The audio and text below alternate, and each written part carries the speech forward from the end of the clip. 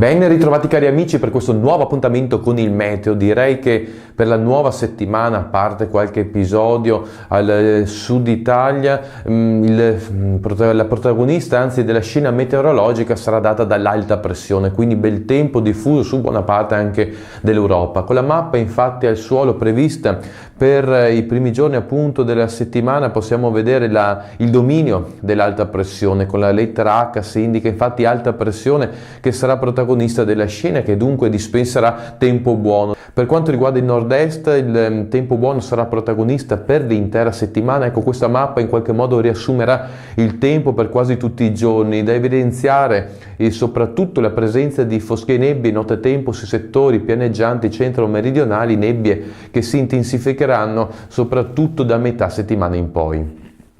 Direi quindi che possiamo dire che non ci saranno grossi problemi per quanto riguarda la settimana. Anche dal punto di vista termico si assisterà ad un incremento delle temperature in quota, per cui prima di parlare nuovamente di freddo o neve, con buona probabilità bisognerà aspettare ancora tempo. Sicuramente in questa settimana non ci saranno tali condizioni. Per ora è tutto, auguro a voi tutti una buona settimana e se avete tempo e voglia ci vediamo nel prossimo appuntamento.